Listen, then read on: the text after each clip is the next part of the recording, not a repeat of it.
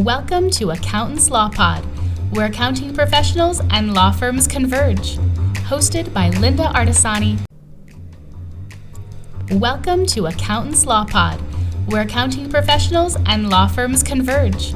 Hosted by Linda Artisani, Sarah Prevost, and Stephen Libhart. Welcome back to the podcast, everyone. I wish we could have invited you into our pre-talk because it was a little kooky. It was a little kooky. We just had a little bit of fun because it's Friday and it's been a kind of a rough week. So, yeah, it's been a little bit of a rough, but good to laugh. What you want to call this crunchy week? I feel like it's just every time I step in something, it's a little bit crunchy. Yeah, crunchy. Not in a negative way for them. It's just that the work product has been a bit. Well, you know, with what's going on in our country right now, I think everybody's so on edge. And have you noticed? I mean, because client moods kind of ebb and flow through the news cycles too. I've noticed that. So I just had this conversation with someone this morning. Same thing. I'm like, it's kind of like you just don't. This is why people don't watch the news, because it's too much anxiety around it. I don't need layers of anxiety on my life. Give me something simple and dumb to watch. And at the end of the day, when I just kind of want to wipe my brain, because we live in our brain so much, I think, with our job and trying to manage everything. You're right, Linda. You're right. Yeah. So much. I just want to watch something stupid and laugh like we just did. So now onto the heavy topic of trust compliance. Let's switch gears. How's that for a segment? Let's switch gears to go right into it. There's more. Wait, I just did a topic with payroll compliance. Now we're doing this. This is wonderful. I know, right? Exactly. Within 2 weeks. Like heavy. But you did very well. I heard through the rumor mill that you did really well, that everybody was super impressed. I'm like, poor Sarah. It's Sarah. Oh, that's very sweet of you, Linda. Thank you. I tried to enjoy the conversation, enjoy the moment with my colleagues that were up there on that panel, but also there were some funny moments, I have to tell you. So I wish the girls recorded it for me, but none of them did. They were too busy having a good time while our staff went. I was like, can somebody please? I thought at least Nicole would have recorded it for me, but she didn't. I thought Myrna did. Maybe Myrna. I don't know. Myrna's going to be the photographer of the group, which is kind of cool. She loves to do that. She has a good job. And she did a good job. I saw a picture of everybody except you weren't in the picture. So anyways, it was good times. But okay, so we're talking about compliance in different states? Per state. So we can start out because I've got a map and Tiara will link the map. It's a really cool map from my case that has all the links to each state has a bar association link that takes you to the part about the trust compliance. And every state has, what you have to work to as a legal bookkeeper. And I think that if you get a client, a lot of us are cloud accountants, we work in different states. So if you get a client, it's in a state that you're not familiar with, you should definitely hop in, go to that state, take a look and review the bar rules, because it's not one American Bar Association everybody in the United States has to go by. It's different states. Where you are, Sarah, it even goes to a county level. So certain things at a county jurisdictional. Yep, you have to know your rules. In Florida, for example, where I'm from, you have to have a copy of front and back of any money that comes into the trust account. So money coming in, you need to show who it belongs to, and you need to show the copy of the check image. So if you don't have those check images, you better make sure you take a picture, but they want to see the back as well. So you need that if you get audited, they're going to ask for that. So you should darn well make sure that that's part of your workflow if you work with any attorneys in Florida, that you have that. Can I ask you, law firm have why do you think that is, Linda? Why do you think they want? Is it because of the endorsement? I'm thinking somebody screwed up. I don't know. If you ever go, the other thing, if you're a legal bookkeeper, just Google like anybody who's had a bar violation, because those are really interesting stories that you can kind of pull up. They are interesting, and see what people have done. It's it's interesting to see what people come up with for ways of like kind of messing with the system and how and what happened to them after that they got caught, and knowing that this exists. So you don't want to have your blinders on. Well, one thought that comes to my mind to your question, Sarah, about why front and back is probably for fraud purposes. when a bookkeeper steals from their employer and they want to see who cashed the checks and those sort of things. The endorsement is what I was thinking. Yeah. But you know what's funny is on the endorsements, sometimes you don't even have to do them depending on the type of, they could be a machine, right? But yeah, that's interesting. That's valid point. I was just always curious.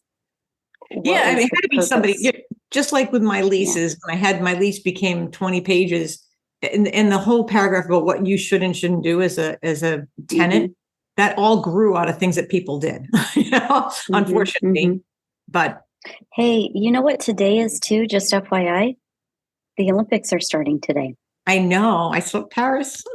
I know. I can't wait to watch it. But sorry to squirrel on you all, but I just realized I'm like, oh, it's a monumental day. So cool. It is. Yeah. So I don't know. What about Oregon, Sarah? Is there anything special in Oregon that you would need to know that's different than the norm? Any special rules? Other than it's by county, or you have a county? Some counties, certain counties have a retention of data that you must keep longer. Not every county is like that. Interesting with Oregon, they do want a Oregon-based state trust account. There's Montana's another one that's like that. It specifically calls out in the bar rules. They want a Montana, even though you might be, let's say, based in a different state, you're doing business with trust money in that state. They want the trust account to be held with a Montana state opening of a bank account. So some states are like that. I do find it interesting when you learn of a client that may or may not need to do that, which is interesting. I'm like, how do you hold trust funds then? But again, it takes us back to what you were saying at the beginning. You have to investigate yourself, or at least, we're not saying study the whole thing, but become aware with what is happening in that state, as well as they'll work to the ABA too. Right. Yeah. And if you go into any of these states that are on this map, they all kind of follow a format. Some of them, though, it's kind of funny, and it tells you how states are run. Some of them look like they were typed in 1985, and some of them are really flashy and pretty. I think of California's has been just updated, and it's so more modern and online. Florida too, the bigger states. But if you pick I just picked Nevada as one, and we can all take turns picking, but the first page of Nevada says the importance of trust accounting. If you died suddenly, would your clients or the executors who have to answer to your clients be able to tell how much money is in your various professional accounts that belong to each client? And that's the first line. So trying to let you know the importance of it. And it says that the essence of client trust accounting is contained in these three words: client, so the duties that arise in the context of the attorney-client relationship; trust, the willingness of people to trust a complete stranger with their money. Just because you're the stranger is an attorney doesn't mean that they can be trusted. And accounting. So accounting is you have to fulfill the client's need to track that money. So if you think of it in respect to the money is held in trust, right? We're trusting the money with somebody to hold a separate bank account, but also think of it as the attorney, you're holding that money, but it's not yours. It's always not yours till you've earned it. And then that becomes the event that triggers the movement of the money, which has to be done in a specific way, dated. There's a lot of pieces to make sure that this compliance happens in your record keeping, whether it's in a spreadsheet, I hope not, whether it's in a program, QuickBooks, Clio, Lien Law, My Case, you name it, there's a million of them. As long as you're keeping good records, but you need to know to the penny what's in there. So how about you, Steve? What about? I know Steve lives in the holier than thou state of Steve lives in the state of all attorneys. I was gonna pick Micronesia.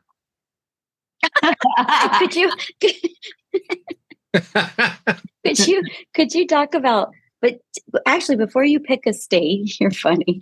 Could you discuss your state? I mean, Yes, you are someone yours. Who teaches on this, obviously. So in your state, could you talk a little bit?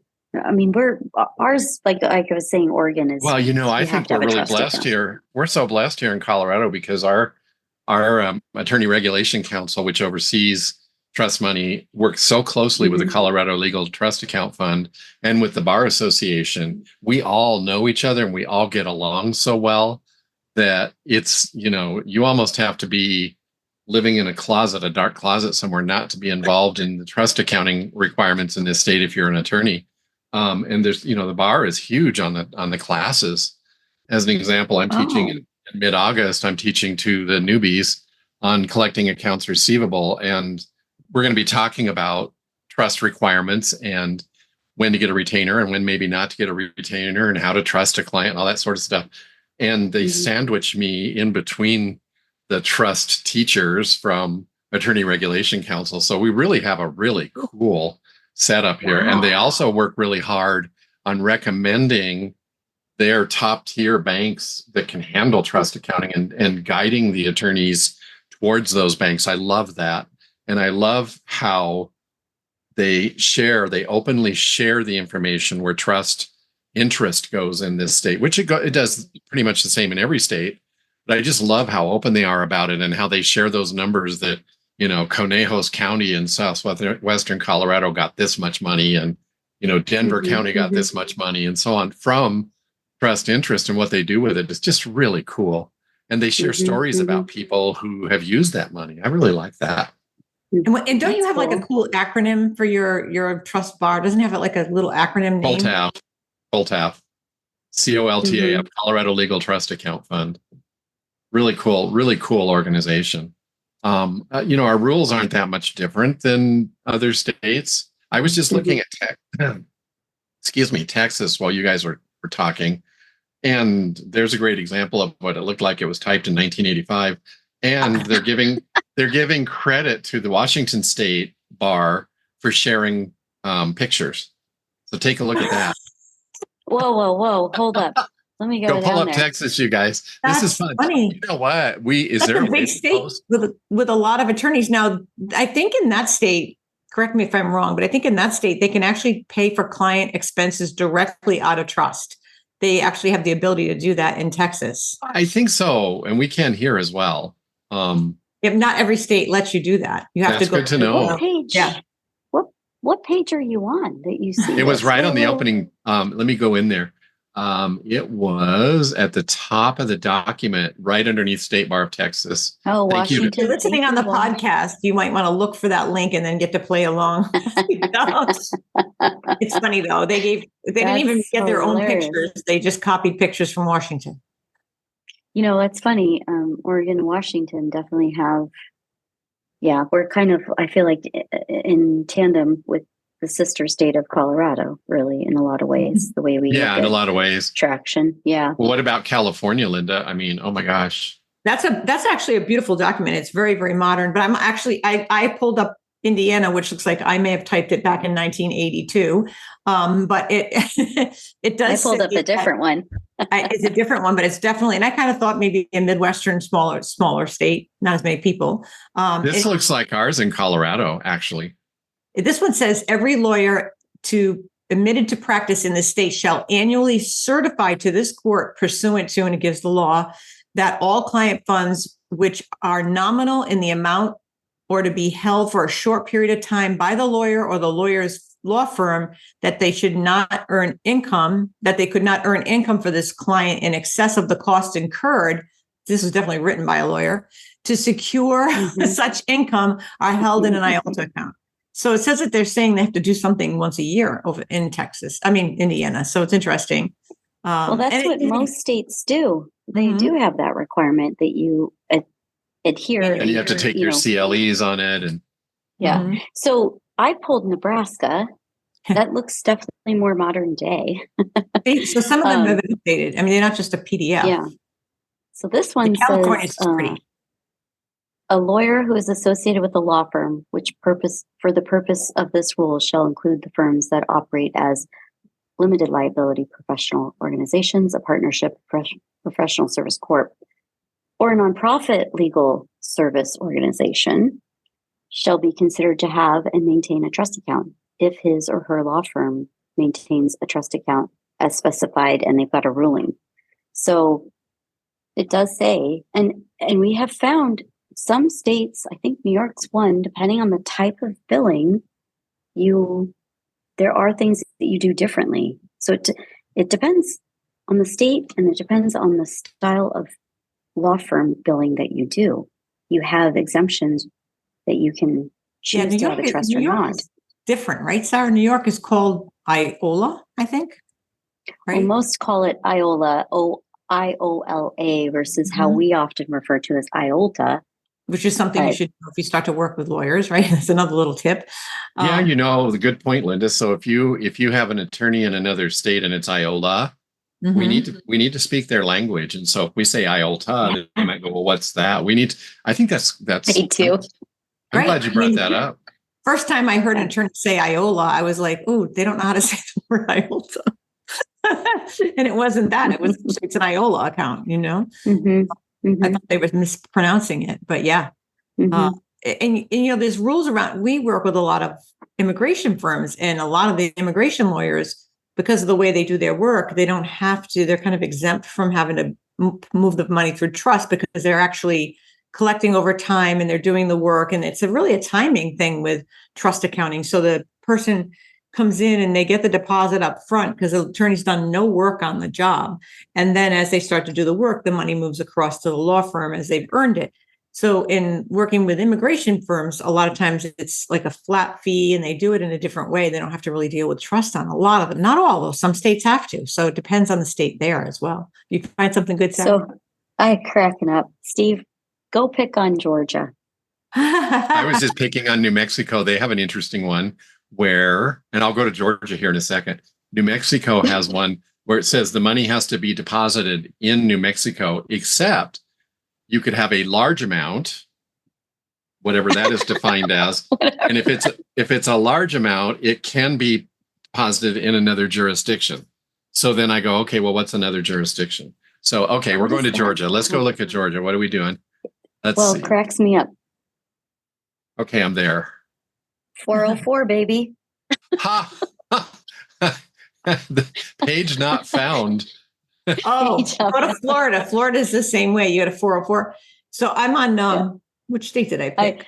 But Georgia, though, Linda, to go to that for a minute, Georgia, I feel like that was the one where we were a little caught off guard or surprised at some of the guidance around trust, because it was that or Alabama. One of those two states had a very interesting way of handling trust accounts that were not the same that we're normally trained in. Yeah, I think it was one of those. One of the southern ones. Yeah, I'm actually in Arkansas right now. I picked Arkansas because it's in the state. I don't even think I know anybody from Arkansas, but it talks. This one specifically speaks to FDIC insured interest-bearing checking account. So it's another important piece, because attorneys can't just say, oh, I'm working with, some random bank down the street and they want to open up a trust account with they have to be a bar approved bank. So that's another piece that you should know about. If the attorney wants to change banks, they don't just get to pick, they have to pick from one that's approved by the bar.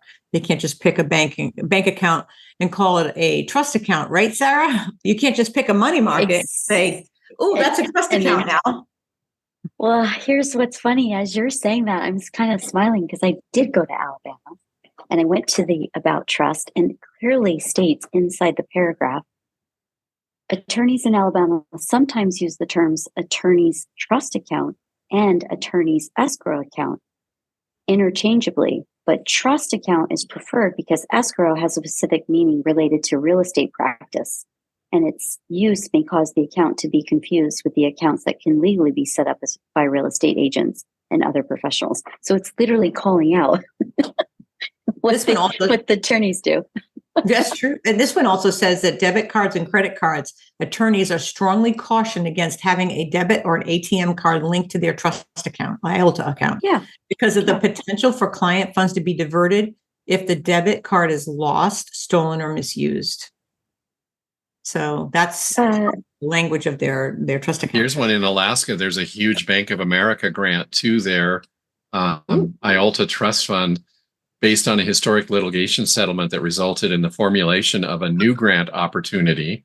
So the foundation there is accepting applications from Alaska-based civil legal service providers that serve low-income and underrepresented Alaskan residents in the areas of foreclosure prevention. And Bank of America had to put up $1,200,000 to that grant. Very interesting. Now, have you ever seen that? No. That's fascinating. That's an interesting one. Okay, so I was going to ask both of you. I also, as I started learning the profession, came through quite a bit of different firms that had the adage of your trust account's held in one bank account, one financial institution, and your operating is held in a different one, so as to not confuse different banks. Those two. Different banks, yeah. Which honestly does make sense. Obviously, there's ease of use depending on the type of bank. The bigger ones you can transfer between banks, external, internal. But then again, we go back to our methods that we've talked about previously, where you really can't pool that, or you have descriptions on what is inside a batch movement of money, just like writing a physical check. I don't know. Have you had that experience, either one of you, as far as clients doing that? No, they've always been the same. Interesting. Bank. Yeah. I'm looking at go ahead. I looked at Hawaii's because you went to Alaska and it's only 4 pages long. Really? You want to be an attorney, go there. There's many rules. It's a it's a very short document, and it just kind of speaks to what a trust account is, and that's it. It's not a lot of rules. At least they're not on that link. Yeah, very interesting. Maybe there's not a lot of lawyers in Hawaii. Everybody's happy there. It is. What were you going to say, Steve? I was going to say, with using the same bank, you just teach them to use different colored checks. On the checks to say the type of account it is, all that sort of stuff. And then anymore, everything's so electronic that. Well, and we see this a lot. We've talked about this, is how clients are getting their money in. I mean, yes, if it's a wire, okay, but do you protect the actual trust account before you have people just willy-nilly wiring money in? Well, that's a good point. Yeah. I saw this in the corporate law practice environment when we really started going out on the cloud and stopped using checks. Fraud went up exponentially because there were places from China contacting attorneys saying, hey, we want to hire you. We're going to wire you the money for the retainer. And then you send this much to this co-counsel attorney over here and blah, blah, blah, blah. And it was all fraud. And so you've really got to be careful.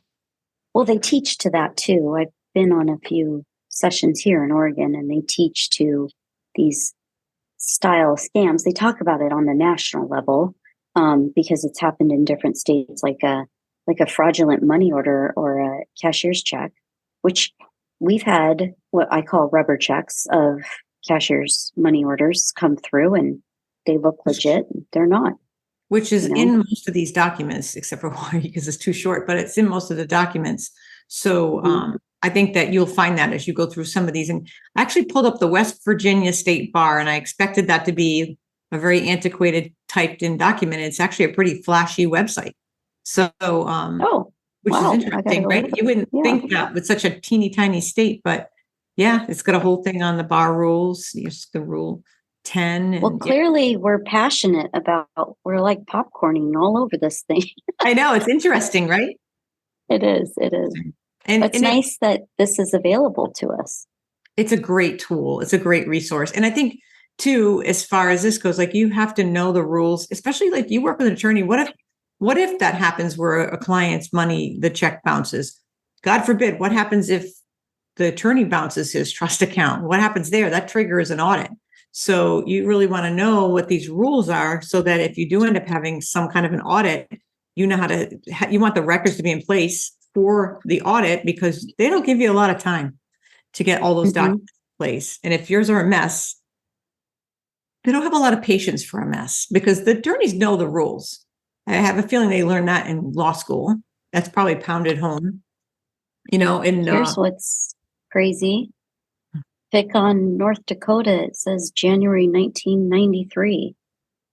The documents from January 1993?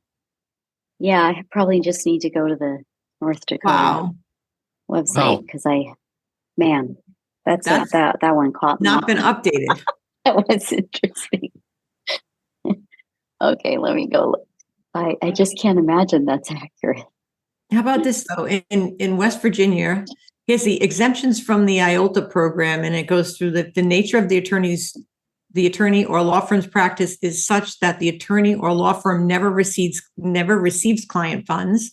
And then the second exemption is the attorney is a full-time judge, government attorney, military attorney, or active non-practicing attorney, or an inactive attorney, exempt from the IOLTA program. Interesting. Mm-hmm. Okay, so I'll report back. I went to North Dakota State website. I clicked on the trust thing, and it is the same document published in January 1993. Wow. There's also a huge paragraph in here about disposition of IOLTA funds when the owners can't be located or cannot be identified. Oh. So if you're attorneys and you're going through their books and you see this long list of 35 cents, $1.50, and you're looking at this and they're like, yeah, I sent the check, or even it's a lot of money and they sent the check and it's not clearing the bank, there is a specific set of rules that you, as the person who's in charge of these funds, the attorney, they have to follow a procedure to return the funds to the state so that they can put them in the unclaimed money account and, the unclaimed fund account. And then they can try to track it to the person. We have that here in Colorado as well. Mm-hmm. Wow. And that's interesting because we've had it happen with an attorney where we were part of that whole thing. They had moved all the money prior to us coming in, but then all of a sudden some of those checks got cashed from 5-year-old checks, 4-year-old checks that we had gotten off the books because that money was shipped off to the state. What a mess. How does that even happen though? I mean, if you think about it right now, you walk in with a check and it's that old. Oftentimes you're getting charged the check and the check fee for the return of the check. Because it's that old. I'm like, how does that happen? If it's a trust check, do you think that the bank just honors it because it's a trust check? Or if I know, that's wild. It shouldn't happen, but we saw it happen multiple times to that client where it's bigger checks, thousands of dollars got cashed, and then the money was up in the state, and then the money was taken out for the state. So it was just awful for them. And it's something I think you have to kind of stay on top of. But even if you go to the bank and say, look, I'm voiding this check, I want to stop payment on this check. As we know, what does the bank tell us about stop payments? They're good for what? 6 months or something. And then it's fair game to anybody. It's just. Well, and as you guys know, from December to, I think it was about February of this year, we had 3 of our clients pass away. It was just not a good situation at all. And we got very deeply involved with the state funds program with all of the things that were in their trust account, because they had things like that. There was $4 left and they were sitting on it for 10 years and, stuff like that, which they shouldn't have been because we advised them that they needed to turn it over. But once they passed away, we had to take care of all of that. And that was quite a learning experience. Okay. So you want to be an attorney in Oklahoma, forget Hawaii, Oklahoma, it's 1, 2, and a little bit of a third page. That's it. It's called Trust Accounting 101, Frequently Asked Questions. So is it shorter than Hawaii, Linda? It's shorter than Hawaii's, and it was written by Travis Pickens. Doesn't have a date on here, but it's literally just what you do if you're doing trust accounting. It's not just so really go to the Oklahoma state bar and see what comes up. That's the one I'm on. I'd be curious. It's very to their actual website.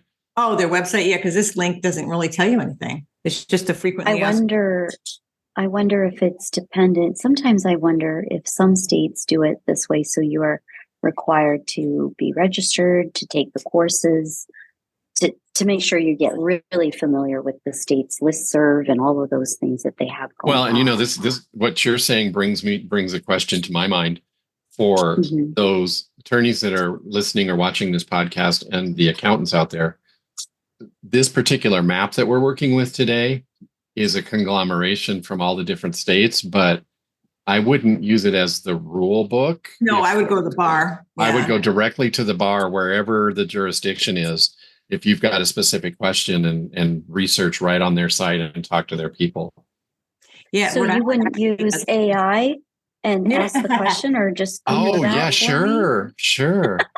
AI says that you get to keep the money and charge your client more. So yeah, you're right, Steve, because that little thing from Oklahoma, maybe that's all the person that was making the map could find, because I clicked on Rhode Island, smallest state in the union, and it actually brought you right to the Bar Association. Well, yeah, like I tried to click on DC on this map and couldn't get it. Yeah. So, this, I wouldn't use this as the end all, but I would use it as a good resource for the basics in each state. Really good point. I mean, I do appreciate if states could just publish it in a way that a client and the attorney, so we all have the understanding of the ground rules. So it's written in a way that's consumer, read as well as attorney led. Well, and I think probably that sometimes grievances happen, to your point, Sarah, because people don't understand the regulation, and maybe a client would grieve an attorney needlessly because they aren't translating the information properly. You're right. Yeah, it would be nice. Now, with the overarching ABA, American Bar, let's see. They've got, what do they have on here? Let's see. And you think about it too, when it speaks to someone paying a retainer request by a credit card, where does the fee go? And that's the whole thing. The fee is part of the law firm expense, not ever coming out of that client paying it, unless you have that agreement and arrangement and it's legal, and you use Confido and you have it set up where that comes out of the client pays that fee. And it comes into operating because it's not part of trust. Well, and go ahead. It's also, sorry, Steve. That's right. What you're saying is legal. It's not just under the jurisdiction of the way that you could do it as a bar. You have to see if the state requirements. There's a dual jurisdictional thing on this. If you're trying to get feedback for that, yes, because some states don't allow that. I think some states do not allow you to charge the interest or a flat fee or the nomenclature of the name. I wholeheartedly, I'm one of those people who tells attorneys, do not do that. Do not charge your clients for credit card fees. That just, there's this thought out there that attorneys charge so much anyway for the work that they do. And they're professionals. They've paid to go to school for this. They deserve their fees. But I feel like when we add a credit card fee on, when we ding a client for another $30 or whatever, that's kind of like rubbing salt in the wound. If you're gonna do that, when you build your estimate, when you build your budget for this particular case, Linda comes to me and hires me to do her slip and fall accident in the grocery store. And let's say I need to get a retainer or whatever for all the client costs and all those sorts of things. To charge her another $25 or $30 for credit card fee is an insult. I agree with you, but a lot of attorneys don't want to pay merchant account fees. But let's look at it this way, and you guys tell me what you think. That goes on their profit and loss report as a bank expense, and it reduces their taxable income. It's just another one of those things that reduces taxable income, right or wrong. No, that's what it does. Yeah. And when you're doing your budget for the case, if you're hell bent on that $35, then build it into your fee. Just build it in there and don't tell the client. I agree, because it does make you look cheap. And I mean, a lot of them do it. I mean, I'll play devil's advocate the other way. Attorney, law firm owner, how are you paying for other services? You want your mileage. You want to pay with your credit card. And what is our everyday system like? We go to the grocery store. We do whatever we want. We're not getting that. Credit card doesn't hurt as much. It's inflated. Yeah. The prices are inflated inside the products. Yeah, so we're asking think about it too. If you're, someone getting a divorce, they might not have cash to do that. Right. Yeah. Right. Yeah. So to me, it's nickel and diming people. Yeah. I mean, I've been to merchants before where they say, we're going to charge you a $15 credit card fee and I'll leave. I'm like, I'll go buy somewhere else. I'm just, that just is an insult to me. Yeah. It's, we're not in a cash society anymore. Why are you charging me to use my debit card, which is cash? It's a form of cash. Yeah. It's backed by Visa, and Visa's going to charge it, and that's why, or backed by MasterCard. But what's interesting? That little segue, I don't know if you all saw that, about American Express has been dropped by eBay, and there's another major player that it's been dropped by. Target is dropped. Target's dropping a major. I think it's chat. I can't remember. I saw an article the other day. They were dropping some sort of method of payment. Yeah, because of the fees, and it's an astronomical fee, which goes back to it's really hard because everyone is required at these larger conglomerates to report gross earnings and revenues because of state shareholders, and so it's just ultimately in the end, all of these additional costs are all coming back to us in the end in some form. Right. I mean, we're just going to make up the bottom line. So all the destruction that happens in our different cities and stuff, all of those fees that those are going to come through taxes, just like it would go through a merchant fee. But I do devil's advocate. Like, honestly, let's be fair.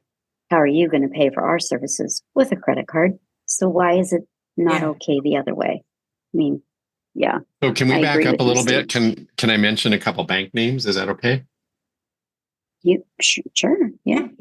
So I gave the example a while ago here in Colorado at Coltaf at the Colorado Legal Trust Account Fund website.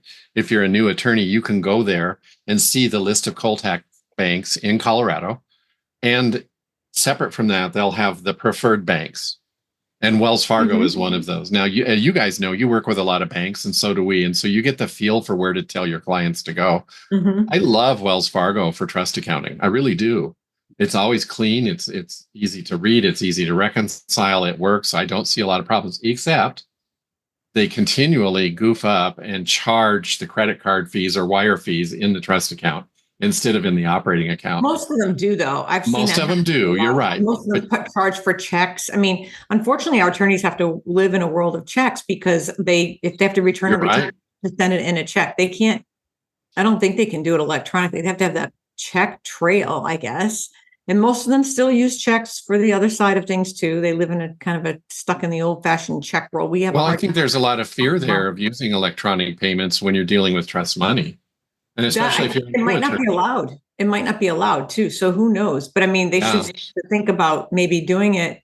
The bar should allowing for it. And maybe it's the fact that they don't have the paper. I don't know what the reasoning behind it is. I just know that with attorneys, they tend to live in a world of checks, so they don't think there's anything wrong with it. We try to divert them out of that on the operating side when it comes to paying their bills. Like, we really need to change this and not do that because it's just not as secure as, electronically.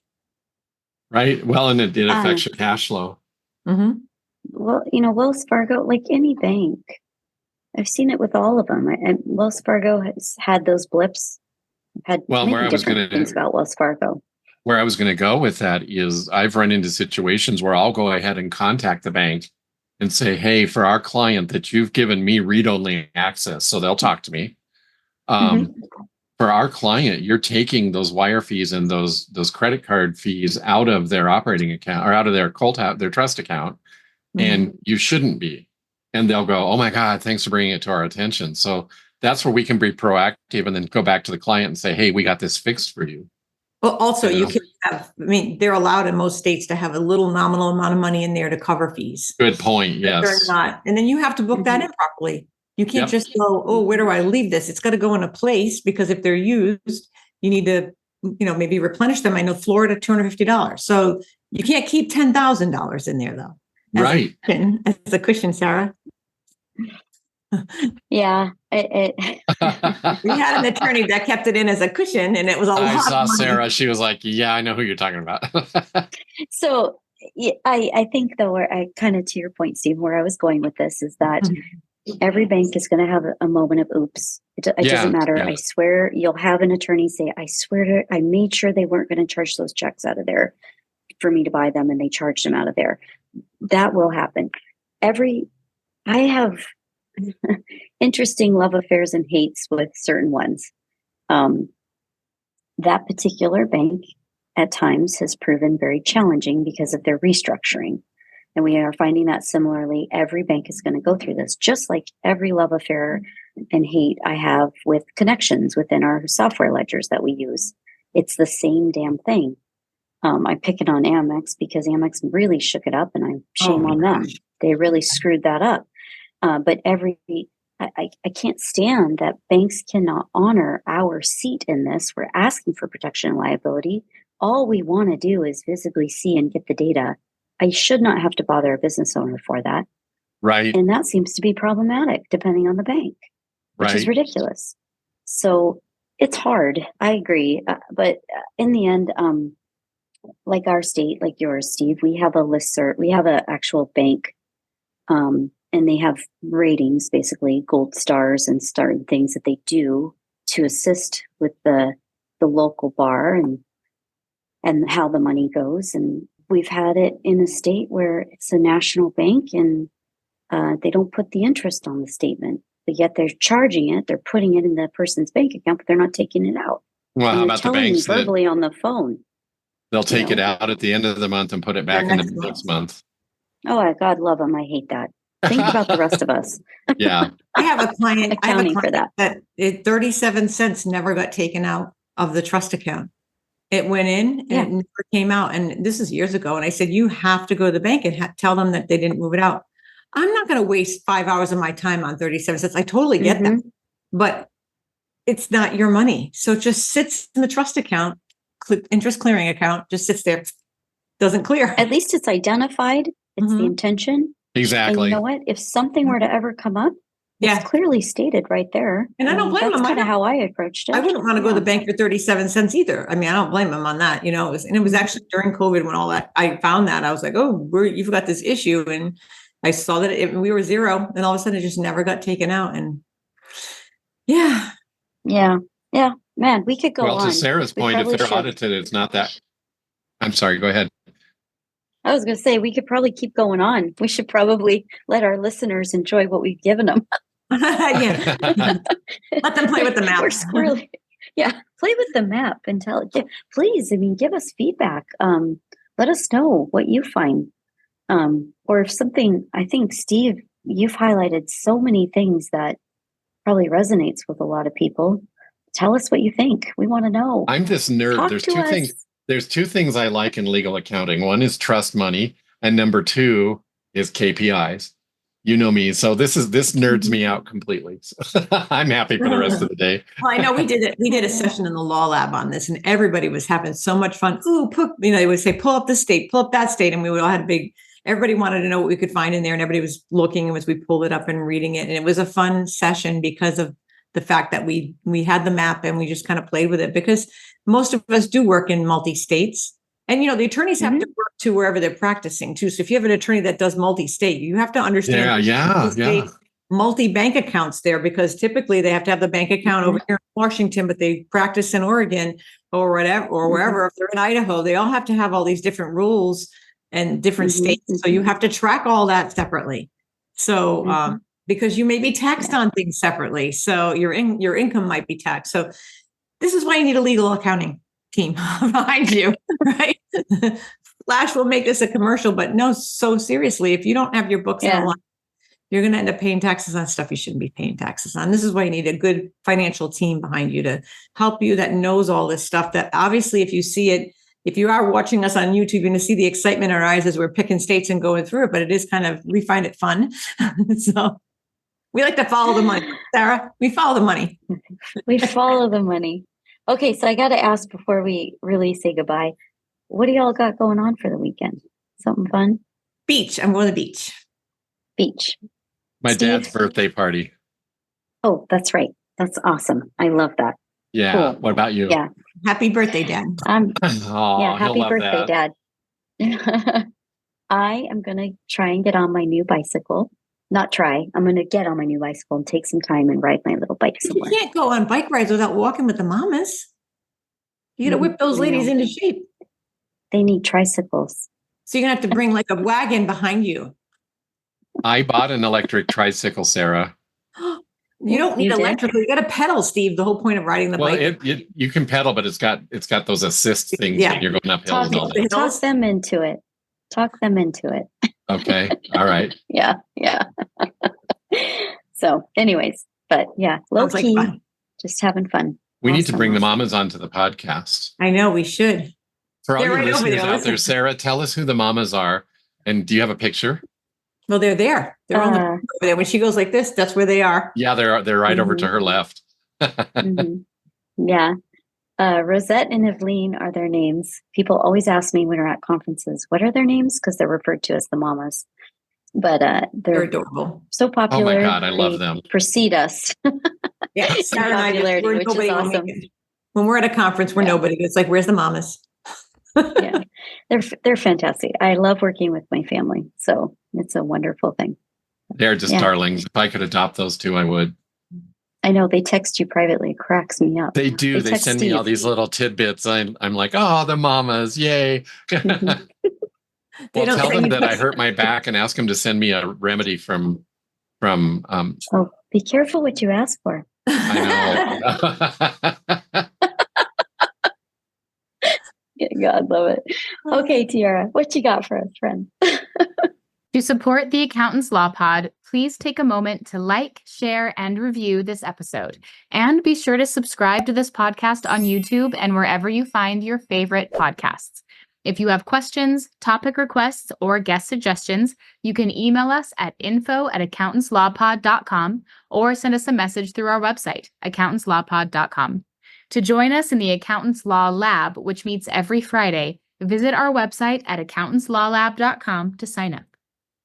Good topic, everybody. Thank you, everyone. We'll see you all next time. Bye. Thank you. Bye-bye.